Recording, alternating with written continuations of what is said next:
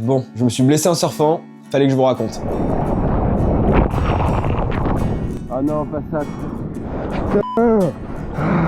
Je vais te raconter la session, comment c'est arrivé et surtout le bilan derrière cet accident. On va aussi parler de ce que ça change pour mes projets parce que ça arrive clairement pas au bon moment.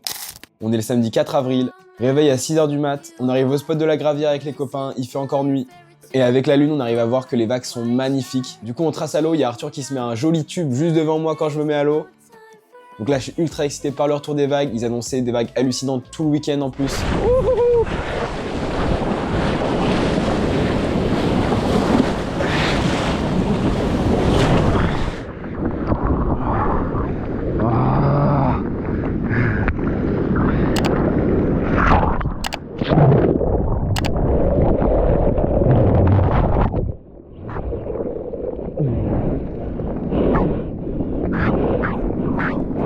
Donc là, je rentre à l'eau et direct, je suis pas dedans.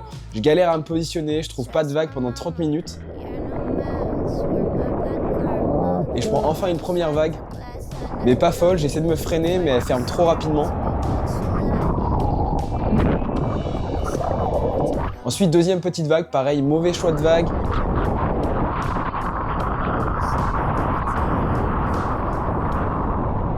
Donc je remonte au pic et là je me dis qu'il faut que je me pose, que j'attende la bonne.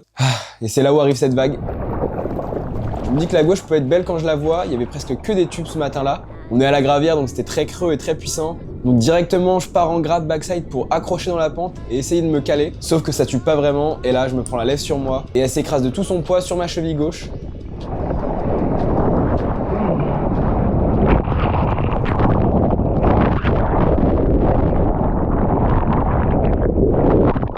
Non. Putain. Donc comme vous l'entendez sur le manche, c'est déjà que c'est mauvais, que ça sent pas bon. Ah putain, je me suis fait mal à la cheville.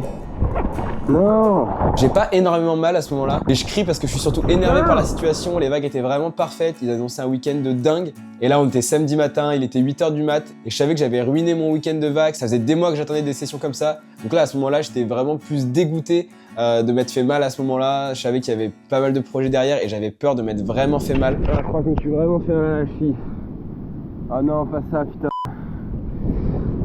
Sur le moment, je suis vraiment dégoûté de devoir sortir de l'eau. Mais je réalise pas vraiment à ce moment-là l'ampleur de la blessure. Pour moi, c'est simplement une petite entorse, voire rien du tout, juste un faux mouvement.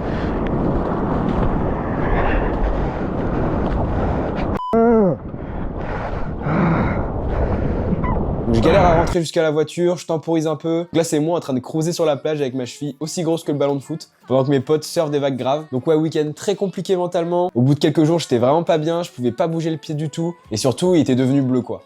Bon, là c'est le moment tant attendu.